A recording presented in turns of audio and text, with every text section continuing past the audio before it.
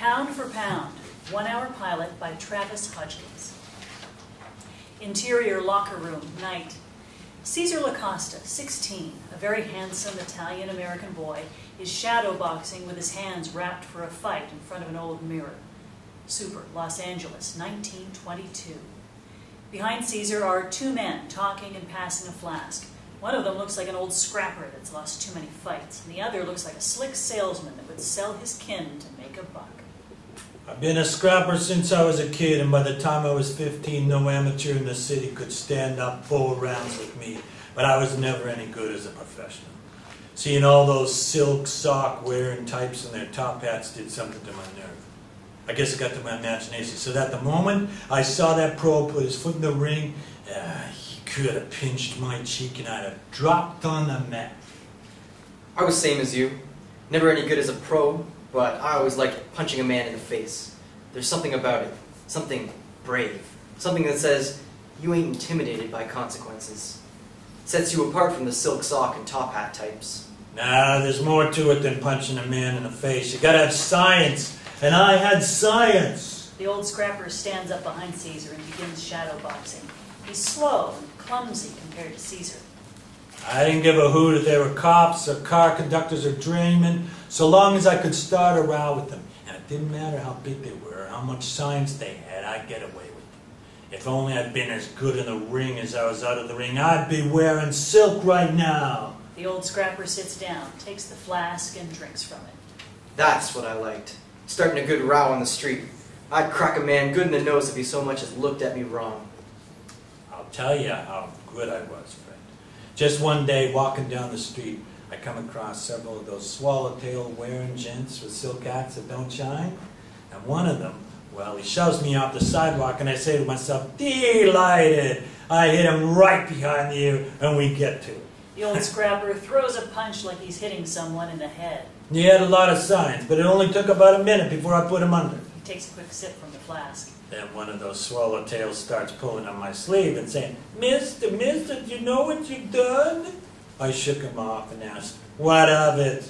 And he says, I just put under Tommy Burns. Tommy Burns! He was in town to fight Battle and Brant, and I put him under. Knock at the door. That's how good I was. If I had known that he was one of the best pros around. Another knock at the door. Who is it? Robert Taylor, 40s.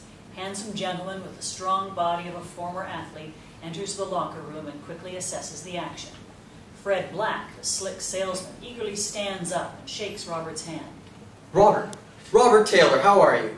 Robert stares at the old scrapper. I'm fine. This is Louis Lacosta, Caesar's father. Louis Lacosta, the old scrapper, stays in his chair, staring back at Robert. How do you do, Mr. Lacosta? Robert offers his hand to shake, but Louis ignores him. I'm doing just fine. He points to Cesar. That's my boy, Cesar. Stop that and come eat. I'm sorry. What's your name? Ignoring Louis, Robert turns to Cesar. Cesar stops shadowboxing and shakes Robert's hand. I'm Robert Taylor. I'm the boxing coach here at Griffin. Yes, sir. I know you are. Good. And you probably also know that I'm the referee for your fight tonight. Yes, sir. I did hear that. Good. I need to take a look at your wraps. Cesar holds both of his wrapped hands up to Robert. He takes them in his hands, feeling for any irregularities as he examines them. Is this your first fight? No, sir. First fight? Heck, my boy's not yet 17. He's had 12 fights. Won them all, too. Then Robert ignores the old scrapper. My boy's just like his pop. He's a fighter. He'll box anyone you got. Your father teach you how to box? Yes, sir. That's right, boy. I trained him damn good, too. Robert drops Caesar's wrapped hands and turns to Fred. Are you his chief second? Yeah, Robert. I'm the boy's chief second. Robert turns to the old scrapper. You know what to do in a corner? You know how to take care for a fighter during a fight? How to cool him down and keep him hydrated? How to stop the bleeding if there's a cut? How to... I'm the boy's father, ain't I? Can you run his corner? Are you hard of hearing or something? Louis gets in Robert's face. I'm the boy's father. I trained him. I run his corner. Robert and Louis stare at each other for 2 beats. Fred, can I speak to you outside? Sure. Robert and Fred exit. Pansy. Cesar turns to the mirror and resumes shadowboxing. Interior hallway continuous. I've got concerns, Fred. How old is the boy? He's 16. 16? He looks maybe 14. He's had 12 fights. He looks real young, I know. But the kid has science. Best I've seen in years. Why haven't I heard of him till now? His father takes him to the Mexican fights in East Los Angeles. Brawling in a backyard isn't boxing. How many fights has this kid had? 12. Honest. He's boxed at the Elks Lodge, too. That's not much better. How many sanctioned fights has he had? Fred squirms. How many, Fred? He can box. He's... Have you seen the other boxer? He's at least a foot taller than this kid, and he's got at least a 6-inch reach advantage. And I know he can box. I know because he trains here at the club, not in someone's yard in East Los Angeles. He's a good fighter. I can't let this fight happen. That kid is either going to get hurt, or he's going to hurt the other fighter by cheating, throwing an elbow, or headbutting. I won't stand for it. Damn it, Robert. That kid can box. Not everyone can train at your club. The boy ain't a cheat either. He's got honest-to-God science. Heck, I thought you wanted to find new talent. Not like this, Fred. I don't want any kids getting hurt. This is a poor matchup. Then you go tell him. Go tell him he's not good enough to box at the Griffin. Excuse me? You're going to embarrass him. He may not train here at the Griffin, but word will get around and he'll be embarrassed where he does train. Robert doesn't respond. Look, Robert, everyone knows you're a man of integrity. If you think Caesar is being outboxed, stop the fight. If you think Caesar is fighting dirty, stop the fight. No one is going to question your decision, but let him fight. You know what it's like to have a fight postponed or canceled after you've trained hard for it? Don't do that to him. As one boxer to another, don't do it. Robert still doesn't respond. And you know they're eventually going to fight. At least here at the Griffin, you're the ref, and you keep it clean and make sure no one gets hurt. Okay, Fred. I'll take it on your word that the kid can box. But the moment I see he's outmatched, or if I think he's fighting dirty, I'm stopping it. And if either of these kids get hurt, He moves closer to Fred. you and I will have words. Fred takes a step back. Okay, Robert. Okay. And no more drinking. If that kid's father is going to be his second, he better sober up. If he comes out to the ring staggering, I'm going to call the fight. You got it. Come on, let's put the gloves on, Caesar. The sounds of a boisterous crowd grow louder and louder and louder. Fade in. Interior auditorium, night. Caesar stands in a dark hallway looking at the boxing ring, and behind him, in shadow, are Louis and Fred. We'll show those silk-wearing pansies what we can do. An announcer enters the ring. Gentlemen, our next contender is from Washington High School, a promising young amateur of 16 years of age, weighing in at 112 pounds and standing 5 feet 6 inches tall. He has 12 wins and no losses. Debuting tonight for the first time at the Griffin Athletic Club, introducing Caesar LaCosta! Caesar walks into the auditorium with Louis and Fred right behind him. They pass through the boisterous crowd, which is composed of white men dressed in the latest fashions, drinking expensive liquor and smoking cigars. As Caesar moves through the crowd, they make comments like, "Beat the piss out of him, boy," and "The worst bet I've made all night," and "I've crapped bigger than this run." Caesar and Fred ignore them, but Louis can't resist. I could beat any of you swallowtail-wearing pansies. My boy's got more whiskers than any of you. Once they get through the crowd, Caesar slips through the ropes and into the ring. Our contender tonight will be fighting against a promising young amateur, also from Washington High School. 17 years of age, weighing in at 125 pounds, and standing 5 feet 11 inches tall. He's had 9 fights and won them all! Introducing the Griffin Athletics Club's own Matthew Dowell! Matthew Dowell and his second emerge from the hallway and walk to the ring. Matt is much taller than Caesar and looks heavier than 125 pounds. Matt slips between the ropes deftly and moves around the ring, feeling the spring in the floor. The announcer leaves the ring as Robert enters it. Robert motions for Caesar and Matt to join him in the center of the ring, which they do, standing face to face. Robert takes notice of the difference in size between the two fighters. I explained the rules to both of you earlier tonight. Do you understand the rules? Both Caesar and Matt nod their heads to affirm they understand the rules. Looking at Caesar, Robert adds, I'm reminding you that I will not tolerate any cheating. No blows below the belt, no blows to the back of the head, no elbows, no headbutts. Do you understand? They both nod their heads to affirm their understanding. Go back to your corners, and when the bell rings, come out fighting. The fighters return to their corners. Forget about that ref, Caesar. Remember what we talked about and show those fancy tales what we're made out of. Caesar nods in agreement. The bell rings. Matt and Caesar come out of their corners. Caesar is crouched down low with his gloved hands tucked under his chin. He peers up at Matt, who is towering over him. Suddenly, Matt swarms Caesar with a flurry of punches, trying to knock him out quick. Caesar circles to get away, but Matt pursues him, continuing to throw punches. To the inexperienced eye, it looks like Caesar is taking a heavy beating, but Robert is watching closely. He can see that Caesar is adeptly slipping and parrying most of Matt's punches. After a few more moments, Caesar slips out of Matt's control. The fighters slowly circle each other, and Matt paws at Caesar with his jab. After a few moments of this, Caesar quickly slips Matt's jab and works Matt's body with a double hook. Matt drops his hands, grabbing his side, and Caesar pounds him in the head, knocking him backwards into the ropes. The crowd cheers, rising to their feet. Matt bounces off the ropes and circles away from Caesar, but the moment Matt throws his jab again, Caesar is by it, hitting Matt with another devastating body-head combination. Matt stumbles backwards into the ropes again, and Caesar stays on him, hitting him with another combination. The cheering gets louder. Matt tries to escape, but Caesar won't let him go. He forces Matt into the corner, and Matt covers up, trying to weather the punches raining down upon him. The bell rings. The crowd continues cheering as Caesar and Matt return to their corners. Robert looks at Matt sitting in his corner. His nose is bleeding, and a mouse is swelling over his left eye. Robert looks at Caesar. His face is untouched. He's not even breathing hard. Robert smiles slightly. Caesar's father enters the ring and crouches beside Caesar. Look at them, Caesar. They're cheering for us. They're standing on their feet and cheering for us. Caesar looks out to the crowd. They're all looking back at him, excitedly pointing and talking. They've never seen the likes of us. They've never seen real science. Fade out. Act 1, interior bedroom, day. It's still dark except for the red light from the sun that's just rising.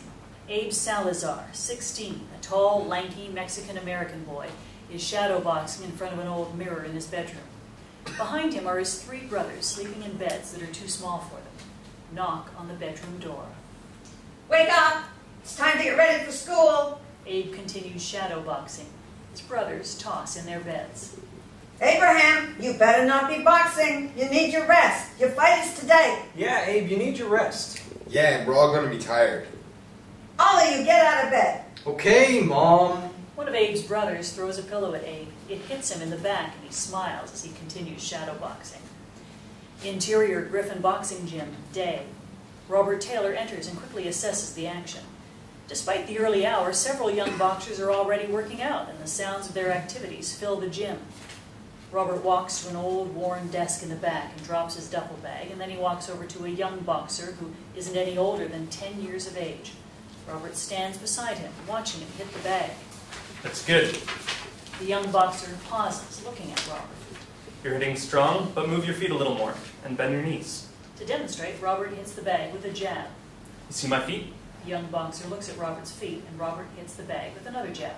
Think of your toes. Your punches have to start in your toes. He continues punching while talking. When you jab, think of your big toe on your right foot. When you throw your right cross, think of your big toe on your back foot. When you throw your left hook, think of your toe on your front foot again. The young boxer looks at his feet and jabs the bag. Good, but do it without looking at your feet. The young boxer looks at the bag and jabs a few times, and then he tries a combination.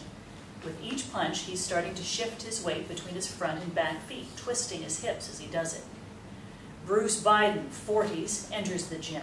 He's overweight and has the eager look of a sidekick. Robert indicates with a slight tilt of his head that Bruce should wait for him in the back of the gym. Bruce heads off in that direction. Robert continues instructing the young boxer.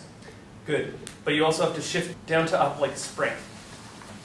It starts in your big toe and goes up your leg into your knees and into your hips. With Robert holding the bag, the young boxer hits it with a combination, shifting his weight and adding a little spring. Exterior, Washington High School, day. Abe and his 3 brothers come upon a group of boys standing in a circle around Michael Fitzgerald, 16, a red-headed Irish-American boy. He's holding open a magazine. What are you all looking at? Michael's dad got the new Ring magazine. Jack Dempsey's on the cover. Ring magazine gave Dempsey their champion belt. See? They got a picture right here. Michael flips the magazine back a few pages and shows Abe a picture of Dempsey holding the championship belt. But he's already the champ. He's defended his title 3 times since he beat Jess Willard. Yeah, but now he's Ring magazine's champ, too. Dempsey's not the proper champ. All of the boys look at Johnny Barnes, 14. He's small and wearing expensive clothes that he's outgrown. He's a cheat. He beat Jess Willard with a rail spike in his glove. Everyone knows that. That's not true. Dempsey beat him fair and square. Johnny gets in Abe's face. What do you know of it? Jess Willard has the biggest and strongest heavyweight champ there ever was. The Dempsey-Willard fight was David versus Goliath. Given their size difference, Johnny and Abe look like David and Goliath. David couldn't beat Goliath without hitting him in the head with a rock. And the same is true of Dempsey and Willard.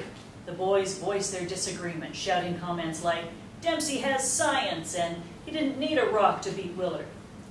It was gangsterism. Dempsey couldn't win any other way. What do you know of gangsters? I'm from New York. I know plenty about gangsters. You're not from New York. I am so. It's true. I heard Miss Hulbert say so yesterday. He just moved here. But that doesn't mean you know anything about gangsters. You're just a kid. Angry, Johnny turns to boy number 1. I know plenty. I'll knock your block off. Knock my block off? You're a little yapping dog. You couldn't... Losing his temper, Johnny tries to attack him, but the other boys hold him back. Get off me! I'm gonna knock him out! Abe steps between boy number 1 and Johnny. Go on! Get out of here! We don't box here. Johnny looks Abe up and down and then spits on the ground. Who are you to tell me to scat? He's one of the best boxers at Washington High. Yeah? You don't look like much to me. Johnny faints. Abe doesn't flinch. Johnny smirks. You want to see what I got? Meet me at Elysian Park after school. But Abe, you gotta fight tonight. You got a fight? Where? Joe Garcia's place. You know it? I'll find it. Teachers come out of their rooms and ring handheld bells. Well, so much for all my fun. I'll see you tonight, Abe. Johnny bumps shoulders with boy number 1 as he walks away. Forget about him, Abe. He's nobody. The boys disperse and head to class. Abe and Michael linger. You think he's got any science? There's only one way to find out. You're not going to fight him, are you? What about your fight tonight? Teacher sticks her head out of her classroom. Get to class, you 2. I don't know. We gotta get to class. Interior, Griffin boxing gym, day. Robert and Bruce are sitting around the old desk in the back of the boxing gym. I think Fred is planning to take him pro and make some money. I thought the boy's father was his trainer. Oh, you know the score. He just wants to be part of the glory. He doesn't know boxing. Caesar is too young to go pro. He's got to wait at least another 2 years to fill out. Fred knows that. The boy needs to work now as an amateur, and he should do it here. And his father? Talk to him, see what he says. What do you want me to do if he tells me to dangle? Let's not worry about ifs right now. Talk to him, and we'll go from there. Okay, Rob, see what I can do. Bruce stands to leave. That boy's got more natural raw talent than anyone I've seen at that age. Get him to come around here, Bruce. I don't care if what his father says or what Fred has to say. Will do. All right, okay then. Interior school cafeteria, day. Abe and Michael are walking to a table to sit down. Molly Garibaldi, 15, an Italian-American and one of the prettiest girls in school, is walking with 2 of her girlfriends toward the same table when they see Abe and Michael approaching. Everyone stops and stands around the table, too shy to sit. Hi, Abe. Have Hi. you seen Caesar today? Hi, Molly. Hi, Mike. No, I haven't seen him. He wasn't in class this morning. He fought at the Griffin last night. I was just wondering how he did. I read in the paper this morning that he beat Matt in something awful. It was in the paper? Yeah, it said it looked like a crime to match the 2. Matt being so much bigger than Caesar, but soon Caesar showed him he knew how to take care of himself, and he won by unanimous decision. That's wonderful. If you see him, Abe, please tell him I was looking for him. She motions for the girls to follow her to another table. You might be at the fight tonight. You should come. Abe's fighting. Are you? I am. He's fighting Sailor Levi at Joe Garcia's place tonight. Maybe we'll come around. You should. He's gonna beat Sailor something awful. Abe's got the strongest right hand of all the featherweights in the state. Abe blushes. The girls giggle. Knock it off, Michael. It's true. He's gonna wallop Sailor. Enough, Michael. Abe pushes Michael. The girls continue to giggle. Okay. Maybe we'll see you tonight. Molly and the girls start to walk away. If we don't see you, good luck tonight, Abe. And say hi to Caesar for me. Once the girls are out of earshot, Will you look at her? What a beauty. Cool it, will you? She likes Caesar. I can't believe she's your neighbor. There's nothing amazing about it. A lot of Italians live in our neighborhood. I'd ask her up every day. You know how it is. Spaghetti eaters stick with spaghetti eaters, and bean eaters stick with bean eaters. What are we? Dinosaurs? Herbivores stick with herbivores, and carnivores stick with carnivores? Since when does food define girls we like? Carnivores and herbivores? You're such a knucklehead. You know what I mean. If I had to go eat spaghetti to be with the girl, I like that. I'm gonna eat spaghetti. Knucklehead. interior, La Costa home, day. Caesar enters with a brown paper sack in his hand. His father, Louis, is sleeping on the couch and awakens when Caesar closes the front door. Crammy, Caesar, ought to box your ears for slamming that door. What's the matter with you? Sorry, Pop. I didn't mean to. You didn't mean to? What, it's an accident you slammed the door? Or you say you're clumsy now, huh? No, I just didn't mean to wake you. Didn't mean to. You can wake the dead slamming doors like that. You know I'm sick here. You know I'm trying to sleep. Here you go, Pop. Louis takes the sack and removes a fifth of whiskey from it. He opens the bottle and takes a sip from it. Mr. Mancini say anything? No. No, what? You don't want to tell me what he said, huh? He didn't say anything. Did you tell him I'm sick? Yeah, of course. And he didn't mind. No. You think he likes you better than me? Is that it? Huh? You think you're a better worker than me? No, Pop. I don't think that. You just wait, kid. One day you'll wake up old, and you won't be able to recover from the drink like you used to. You'll hurt all over like I do. Knock on the front door. Expecting someone? Caesar shakes his head, no. Louis gets off the couch and stands by the door. Who is it? Bruce Biden from the Griffin Athletic Club. I'd like to speak to you about your son, Caesar. Louis scowls at Caesar, and Caesar shrugs in response. Louis hides the bottle and then opens the front door. Good day to you, Mr. LaCosta. I wasn't sure if I'd catch you at home or not. Louis stares hatefully at him without responding. Bruce notices Caesar standing off in the background. Ah, hello there, Caesar. I thought you'd be in school. Looks like it's my lucky day. Can't you see I'm not feeling well? What is it you want, huh? Oh, sorry. Well, you see, we were all impressed by your son's performance last night. And? Well, Mr. Taylor in particular was impressed by your son's performance, and he wanted to know if your son would like to train at the club. At the club? The Griffin Athletic Club. And Mr. Taylor couldn't be here himself to ask if I'd like my son to train at your club? I'm sure he'd like to be here, but he's quite busy at the club. Too fancy to come to our part of the neighborhood, huh? Is that what he thinks of us? No, not in the least. And who are you? As errand boy? I think a grown man like yourself would have more self-respect than to be some other man's errand boy. If I've offended you, I apologize, but I don't see any reason for you. You have offended me. All you stuffy types offend me. We came to your club and you showed some real signs. And now, huh? You want my boy to join your fancy club? So you can what? Make him into a silk-wearing pansy like yourself? I suggest you bite your tongue, sir. Or what? Louis steps out of his front door, closer to Bruce. You boxed my ears? You thought you saw science last night. Well, I'll show you something really special. Come by the club, Caesar, and see Mr. Taylor if you'd like. You have a good day, sir. Bruce walks away. Tell your boss he's not going to make a silk-wearing pansy out of my boy. Bruce ignores him and continues walking away. Louis closes the door. He and Caesar stare at each other for a beat. Don't look at me like that. I'm doing you a favor. They're a bunch of pansies. They don't know science. Don't know science? Mr. Taylor's the best trainer in Los Angeles. The best. He just got friends with money. That don't make him the best. Everyone knows Mr. Taylor. Everyone who? I didn't know him until last night. My friends? Your friends? Oh, you mean those spick Mexicans you box with from the neighborhood? Of course they know who Mr. Taylor is. They all want to be white. Well, we're Italian, and we're already better than any wasp. I thought you liked those people at the club. I thought you wanted me to impress them. I wanted you to show them what real science is. And now you see what that gets you? Now they want to make a spectacle of it. A spectacle? Look, I understand these types that just want to cut you down and make them feel better about themselves. You go to that club, they're just going to make fun of you. Look at your clothes. Look at your ridiculous shoes and those worn-out pants and that shirt. They wouldn't even let you even in the door. They're just inviting you down there so they can turn you away and make themselves feel better. Caesar examines his clothes. Trust your old man. I'm doing you a favor.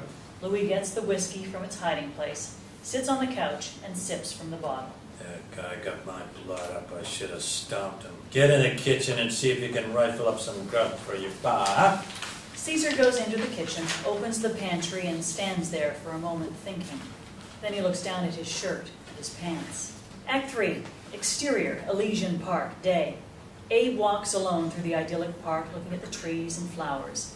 After walking for several beats, he comes upon his father, Jesus Salazar, late 40s, who's planting a tree. Jesus is the grounds keeper for Elysian Park. Their entire conversation is spoken in Spanish with English subtitles. Hello, Papa. Jesus smiles broadly, and the two embrace for a moment. What kind of tree is that? Almond. I'm planting a row of almond trees here. Their bloom is a beautiful pink. Pink? Pink. They smile at each other like they're sharing an inside joke. For Mother? Don't tell her. These should bloom in April in time for her birthday, and we can have a party here. In the pink? In the pink. They smile again. Then Jesus becomes serious. You ready for tonight? Yeah. I hope you'll watch. I'll be there. Yeah, but are you going to watch? Jesus pats his son's leg and smiles reassuringly. You work hard. You will do well. I know that. Abe stares at him for a couple of beats, waiting for more, but Jesus only looks off into the distance. We should finish planting that tree. No, not you. Go home. Rest yourself. I don't want you getting tired before tonight. But Papa... No argument. Go and get home. Tell your mother I'll be there in a few hours, and then we'll all go to the fight together. Abe continues staring at Jesus. I love to have your company, Abe, but if you want to be a boxer, then you have to be a boxer. And that means resting when it's time to rest, and letting your father do his job, which right now is planting these trees. Okay, Papa. They hug, and Abe starts walking away. We won't go to the fight until you get home. Okay, rest. See you soon. Jesus watches his son slowly walk away. Interior, department store, day. Johnny follows his mother, Rebecca, early 30s, through the department store as she browses the discount clothes. Rebecca looks young for her age and is very beautiful. Her plain clothes contrast sharply with her beauty. Try this one on. I think you'll look quite handsome in this. She holds a very simple dress shirt against Johnny's chest. He sighs and rolls his eyes. I don't want to wear this, Mom. It's cheap. Cheap? What would you like to wear, silk? I like my clothes. Why can't I have more clothes like this? Johnny poses for his mother. His clothes are clearly nicer than the clothes they're browsing, but they're also too small for him. Rebecca resumes browsing. These clothes are perfectly good. I don't want to wear these clothes. Ignoring him, she picks up another shirt and holds it to Johnny's chest. How about this one? No, Mom. She keeps the shirt against his chest, considering it. Can I go to the pictures with some kids from school? No, there's school tomorrow. So? I'll be home before dinner. She sets the shirt down, picks up another one, and holds it to his chest. I like this color, but you need a bigger size, something to grow into. Mom, I don't like these shirts. Why not? They're second-hand. They're perfectly good. Stop being a brat and pick a shirt. He's angry, but keeps his mouth shut. Rebecca continues browsing. What do you think of this one? It's still cheap. She sighs and rolls her eyes. Perhaps we could go to the pictures on Sunday, okay? The matinee is discount. Johnny ignores her. What movie did you want to see? Nosferatu. Absolutely not. It's about the devil. Vampires, Mom, not the devil. Vampires. That's even worse. They say people with consumption become vampires and eat their families. It's stupid and insulting. Stop it, Mom. Well, it's true. That's what they say. I don't care. You ought to care. They're talking about people who have consumption like your father. I don't care. I'll see it if I want to. He quickly walks away from her. Don't you walk away from me. Get back here this instant. Johnny exits the department store. Exterior, Joe Garcia's, night. A tent has been erected on an empty dirt lot next to Joe Garcia's, a low-class bar. Boxers and their trainers sit outside of the tent on wooden chairs in the dirt lot, preparing for their fights. Abe is sitting with his trainer, Joe Herrera, 20s, a well-built Mexican-American. Joe is wrapping the hands of Abe. Abe notices Bruce Biden walking around to talk to the fighters and their trainers. Who is that guy? Biden? Looking at Bruce, Abe nods affirmatively in response. He works with the boxing coach at the Griffin. He recruits fighters, sets up fights, that kind of stuff. Really? Why don't you train at the Griffin? No Mexicans. Bruce sees Joe and heads toward them. Really? No Mexicans? Whites only. Bruce is near them now, and he offers his hand to Joe to shake. Joe Herrera, how are you? Joe stays seated and shakes Bruce's hand. I caught your fight last week in El Monte. You really knocked the stuffing out of Mike Kappas. Thanks, Mr. Biden. This is Abe Salazar. How do you do, young man? They shake hands. You train with Mr. Herrera? Yes, sir. My son brought him around a year ago, and he's been there every day since. You're fighting Sailor tonight. Yes, sir. Is this your first fight? No, sir. Abe's had a couple of fights now. He's a real puncher. Oh, is that so? My friend Caesar fought at the Griffin last night. So you know Caesar. Yeah, we live in the same neighborhood and go to the same school. Does Caesar train with you too? Sometimes Abe brings him around. Have you met his father? Can't say I have. Why do you ask? No reason. It's nice to meet you, Abe. If you're half as good as Caesar, you'll do just fine tonight. Thank you, sir. I'll see you out there. It's good to see you, Joe. Look me up if you want some more fights. Sure. You take care, Mr. Biden. They watch Bruce walk away and wait until he's out of earshot. He seems nice. All whites seem nice until I stick it in you. Exterior, Joe Garcia's, night. Johnny walks through the crowd of people past several booths selling food and beverages. At the entrance to the tent, there's a sign that says, "Fight, $1." Johnny pulls the change out of his pocket and counts it. He has 7 cents. He walks around the tent, inspecting the bottom for a place to slip under. He sees a spot where the tent is loose and crawls under it. On the other side, he is spotted by a man with a club who takes a swing at him. He just misses Johnny's head. Get out of here! Johnny retreats from under the tent flap. The man tries to hit Johnny again, and the impact of the club on the tent makes a boom. Johnny scrambles away from the tent. Then he hears laughter. He turns around to see boy number 1 from school and 2 other boys. They're laughing at him. What's the matter, Johnny? Johnny stands up and dusts himself off. Ain't you got any money? Or are you just being a Jew? Johnny hits boy number 1 in the mouth with a right cross and then a left hook, and boy number 1 falls down. At the sight of his friend getting knocked down, boy number 2 laughs. He's caught completely off guard when Johnny hits him in the mouth, knocking him to the ground. Having watched Johnny knock down both of his friends, boy number 3 takes a swing at Johnny, hitting him in the back of the head with a weak punch. Even though it didn't hurt him, Johnny is furious. He knocks boy number 3 to the ground and then sits on his chest and continues punching him. Boy number 1 tries to pull Johnny off, but Johnny hits him from the ground and knocks him down again. Boy number 1 gets up and runs away with boy number 2. Boy number 3 is unconscious and bleeding from the nose and mouth. Johnny goes through the boy's pockets, stands up, and inspects the loot in his bloody hands. $1 and some coins. Johnny smiles. He walks around the tent to the ticket booth and places the dollar bill on the table in front of the ticket agent. 1, please. Act 4. Interior, tent at Joe Garcia's, night. In the center of the tent is a makeshift ring. Inside the ring are 2 boxers, both in their early teens. And despite their age, they're surprisingly adept boxers. On each side of the ring, there are 2 rows of seats, and they're cordoned off by ropes and guarded by ushers. There's a large crowd standing behind the cordoned-off seats, and the crowd is a mix of people from different neighborhoods who are there to watch their local fighters. There are Italians, Mexicans, Irish, and Eastern Europeans. There are no African Americans. Johnny pushes through the crowd to the cordoned-off seats and ducks under the rope. As he moves toward one of the seats, an usher intercepts him. No! Don't you sit there. He gets in Johnny's face. Get behind the rope. These seats are reserved. Yeah, my seat is right there. And who are you? Johnny Barnes. Who? You never heard of me? Usher shakes his head no. I'm the greatest boxer alive. Usher laughs. Your boss is going to be pretty upset you don't give me a seat. My boss? Yeah, Mr. Garcia. You're friends with Mr. Garcia. My father is very good friends with him. Hey, Eddie! Eddie Garcia, 30s, is sitting in the front row about 10 feet away talking to two other men. All three of them look like Italian mobsters. What is it? Johnny is awestruck. This kid says his father is very good friends with Mr. Garcia. What are you bothering me with this for? Who's your father, kid? Never mind. The usher knowingly grins at Johnny. I was mistaken. Get your head on straight, kid, or I'll fix it for you. Don't bother me with this shit again. It won't happen again, sir. Make sure it doesn't. Eddie returns to his conversation with the two other men. Johnny continues to stare at them in awe. The usher pushes Johnny slightly. Behind the rope, kid. Johnny notices for the first time that the usher is holding knuckle dusters. The usher sees Johnny noticing his knuckle dusters and grins at him sadistically. Behind the rope, kid.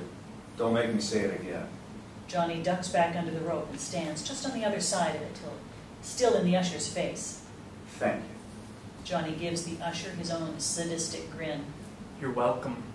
The usher's grin vanishes. Just stay on the other side. Johnny continues grinning. Interior, Caesar's bedroom, night. A burning candle illuminates the room. Caesar has all of his clothes spread out on his small bed, and they all look very cheap and well worn. He picks up a pair of pants and holds them closer to the candle to inspect them. Suddenly, someone taps on his window. Startled, he drops the pants. He looks out the window and sees Molly standing there. He opens the window. Hey, I saw your candle burning. I thought you'd be at Abe's fight. that's tonight? I forgot all about it. Are you okay? You weren't at school. My dad was sick this morning, and so I had to work his shift at Mr. Mancini's. Mr. Waldron was asking about you. There was a quiz today. Great. He said you can make it up, but this is the last time. He told me to tell that you can't keep missing school if you want to go to college. Why does he care so much? He likes you, Caesar. He sees how smart you are. Yeah? What am I supposed to do if my dad loses his job again? I'll have to drop out and then what? Mr. Waldron says junior year is the most important. Next year should be easier. And then what? Just leave? What about my dad? What's with you? Did something happen last night? Caesar doesn't respond. What is it? A man from the Griffin came to my house today. He said Coach Taylor wants to see me and talk about training. Well, that's wonderful. What did you say? Nothing. You didn't say anything? My dad told him we don't need him in his fancy club. Caesar. He's right. We don't need them. But it's Coach Taylor. It's the Griffin. I don't care. Why don't you go train at the Griffin? You're the one who cares about fancy clothes and nice house and money. Don't talk to me like that. I don't care if you train at the Griffin or not. Oh, that's right. You're the one who wants me to go to some fancy university and become some pansy bookworm like Mr. Warden. What's the matter with you? Caesar doesn't respond. I hate it when you get like this. Like what? Honest? Like your father. Don't say that. They sit silently for a couple of beats. Your fight was in the paper. Really? Said you beat Matt something awful. He's okay. He dropped his right. You think Abe will be okay tonight? He'll be okay. He hits like a heavyweight, and Sailor doesn't have much science. We can still go to the fight. He probably hasn't fought yet. Caesar looks at the clothes scattered around his room. Do you want to go to the Griffin? My dad thinks they aren't serious. He thinks they're just gonna make a spectacle of me. They wouldn't ask you to come if they weren't serious. But my clothes, my dad said they're ridiculous. They don't care about your clothes. They only care what you do in the ring. But my dad, Forget what he says. but he's right. They're gonna laugh at me. Who cares? You should have seen all these people. They all wear silk coat, tails. I don't have anything like that. Coach Taylor knew that when he sent for you. They're going to throw me out. Did they throw you out last night? No, but we were with the promoters. They're not going to throw you out tonight either. Coach Taylor is expecting you. I shouldn't go. Come here. Caesar doesn't move. Come here. Caesar goes to her, and she kisses him. Walk into that place like you're walking into the ring. Like you own it. Caesar smiles and nods. Show me your clothes. I'll help you pick something to wear. Molly, Yeah. thanks. Let me see that shirt over there. Interior tent, night. Abe and Sailor Levi, 16, are toe-to-toe in the center of the ring exchanging shots. Suddenly, Abe hits Sailor hard in the liver with a left hook. Sailor stumbles back against the ropes, his legs wobbling, and Abe hits him in the head 3 times with his heavy right hand. Sailor falls to the ground, his face covered in blood. The referee begins counting. Sailor rolls onto his hands and knees and very wobbly stands up. The referee counts to 8 and then resumes the fight. Abe and Sailor start to circle each other. In the back of the crowd watching the fight is Abe's father, Jesus. His face is wet with tears. As we push in on his sad face, the sound of the fighters hitting each other gets louder. He winces each time he hears the fighters' gloves meeting flesh. After several beats, he exits the tent. Interior lobby, night. Caesar and Molly are at the reception desk at the Griffin Athletic Club. The receptionist is looking them over, and they both feel out of place in the opulent lobby under the electric lights. You're here to see who? The boxing coach, Robert Taylor. Let's see if he's still here. Wait just a moment. She hits the bell on her desk, and the bellhop runs over. See if Mr. Taylor is still here. Check the boxing gym. Right away. The bellhop runs off. The receptionist notices a hole in Caesar's shirt, and he covers it with his hand. It'll be just a moment. He was here last night. He's one of the boxers. I don't know anything about that. You'll have to wait here. The receptionist opens a book and begins reading. Molly glares at her. After several beats, the bellhop finally returns. Mr. Taylor's here. He said Mr. Lacoste may go in. Go ahead, but she has to wait here. Excuse me? Women aren't allowed in the gym. But she's with me. She could be with the King of England, and she still wouldn't be allowed in the gym. Caesar turns to Molly. Let's go. It doesn't matter. I'm fine, Caesar. Meet with Coach Taylor. I'll wait here. He thinks about it. Go on. Okay, I'll be right back. The bellhop will show you where it is. That's not necessary. It's not. I told you. I was here last night. Caesar exits, leaving Molly with the receptionist and the bellhop. Exterior Joe Garcia's, night. Johnny is wandering amongst the boxers and their trainers sitting outside of the tent. He sees Sailor laying on a stretcher. His face is swollen, bruised. Johnny continues walking until he finds Abe. Abe is sitting with his entire family, which includes his mother and father, 3 brothers, and 4 sisters. Joe Herrera is there too. They're all talking in Spanish about the fight. Johnny interrupts. Abe, They all look at Johnny. you remember me from school? Yeah, I remember you. You think Dempsey cheated. Johnny something or other, right? Johnny puts out his hand to shake. Barnes. My name is Johnny Barnes. Abe shakes Johnny's hand and notices Johnny's bloody knuckles.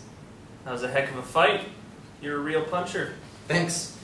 I appreciate it. Johnny squeezes Abe's hand. But I can take you. Abe pulls his hand away. Excuse me? I'll fight you anytime, anywhere. Get out of here, kid. This ain't the time. Yes, get out of here. I don't mean nothing by it. You don't mean nothing by it. Johnny starts walking away. I'll see you at school. Okay. Johnny walks away. He's not very polite. It's okay, Papa.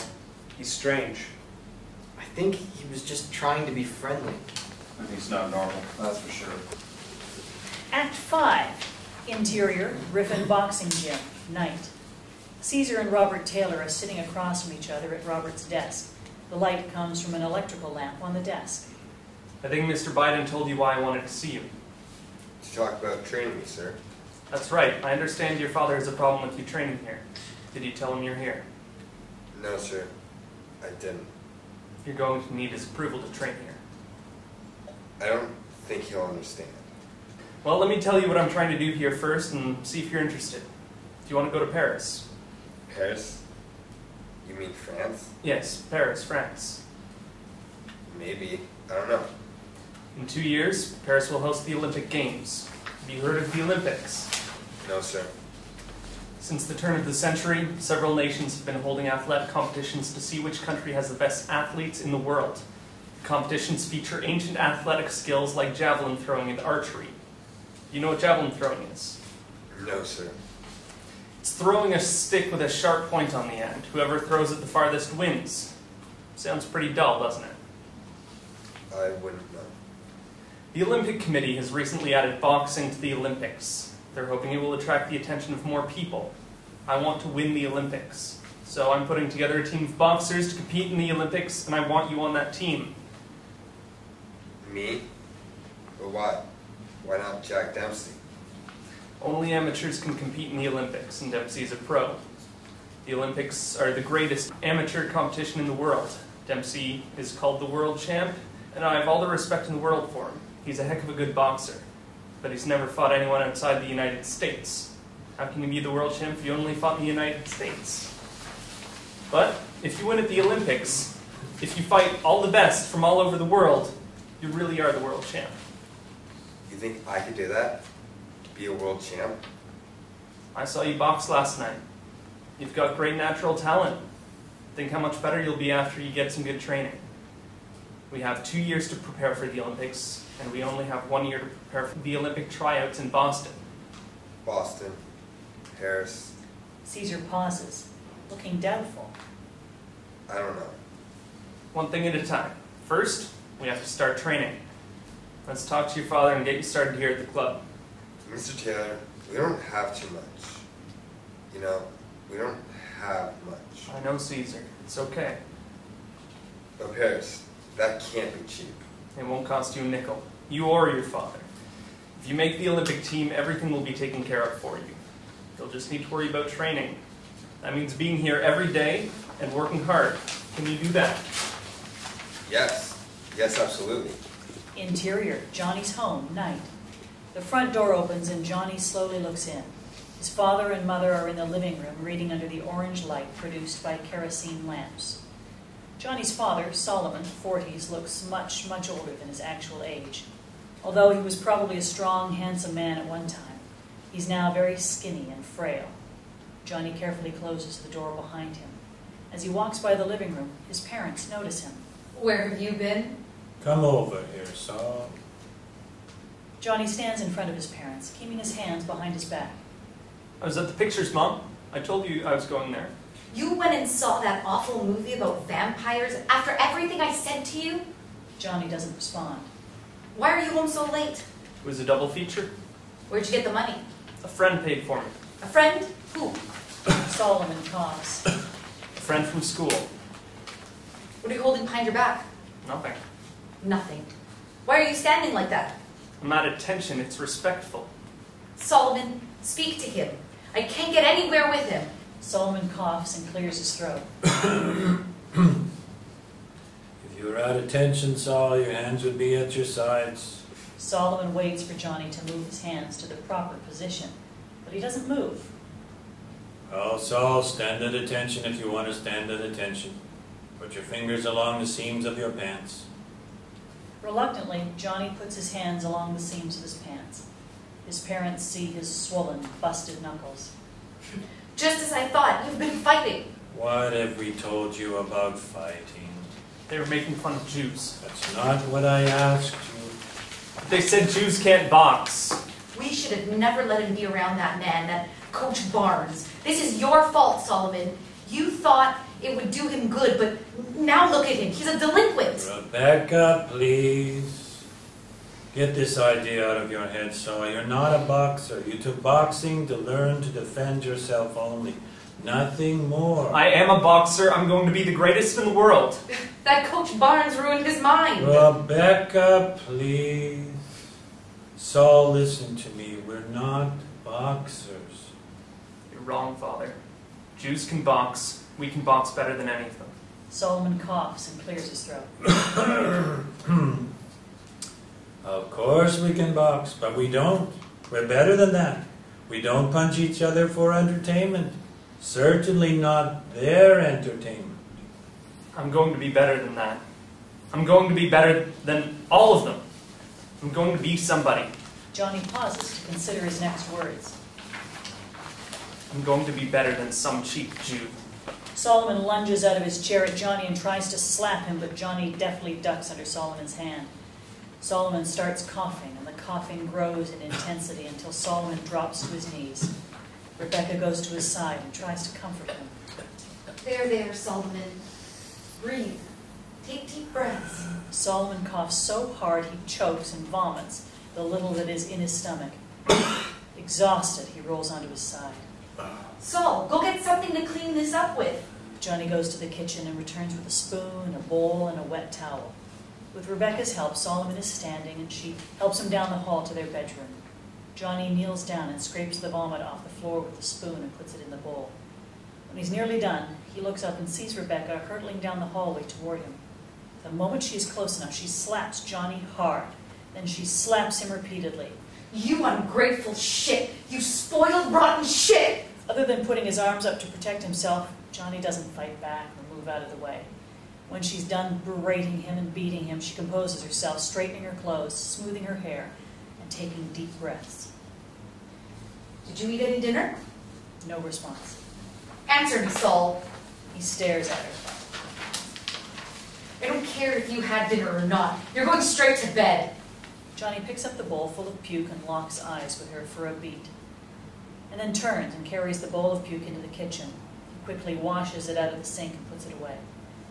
When he leaves the kitchen to head to bed, Rebecca is still standing in the living room. You're like a different person since we moved here. Everything you say is a lie. I don't know who you are anymore. He doesn't respond. Your father loves you very much. You should be ashamed of how you disrespect him. No response. Whether you like it or not, you're a Bornstein. And as long as you live in this house, you'll respect this family's faith. Johnny walks around her and into his bedroom. Before he closes his bedroom door, he looks at her. She's standing in the pale orange light emitted by the kerosene lamps, staring at the floor where Solomon puked. The wet rag and spoon are still on the floor by her foot. He closes his bedroom door. Exterior, downtown Los Angeles, night. Caesar and Molly stand in front of a department store display window. In it is a replica of the Eiffel Tower, and flanking on each side are the intricate drawings of the Parisian cityscape. Above the Eiffel Tower is a banner that says, "Latest Parisian Fashions." Beneath it are male and female mannequins wearing the latest in Paris nighttime fashion. Caesar reaches over and takes Molly's hand. They smile at each other for a brief moment before returning their eyes to the display. Interior bedroom, night. Johnny shadow boxes in the dark. Not having a mirror, he punches at his reflection in the window. Beyond his reflection is the world outside, and when he punches at it all. Fade out. End of episode.